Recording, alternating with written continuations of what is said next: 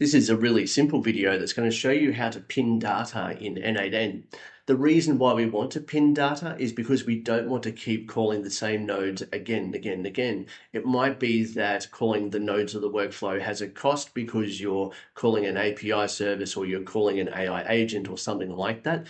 And every time we call the workflow while we're testing it, it is racking up costs. So what we want to be able to do is pin the data so that that doesn't keep happening. So here we have a really simple webhook workflow that has a request and a response, and we have called it successfully once before.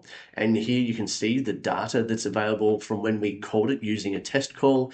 We can now pin it by up in the top right hand side here. There is a little what looks like a pin that you would stick in a board, and it says when you hover over it, pin data. The node will always output the current data instead of executing. So we will be able to call this node as many times as we want without actually incurring any costs that might have occurred in anything prior to calling it. And it's going to send this data on the right hand side every single time.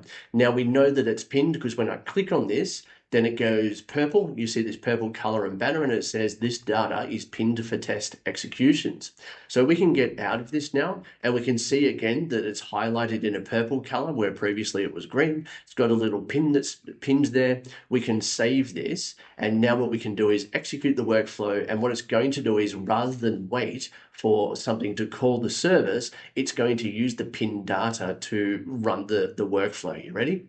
So that's it. I've just done it really quickly and the workflow executed successfully. This node has now received the data that was pinned in the previous node, and it has sent its response back to the service that would have called it. So we've now pinned this data, and what you would typically use this for is the results of having called an API service or an AI agent. So this would come after having made like an expensive call that you don't want to keep triggering. Or it could be that you have a node previously that was creating a record in a database or something like that that you don't want to repeat. And so rather than repeating it, you just pin it, and that way you have that data or result, and you can always just use that to trigger all the downstream nodes from there.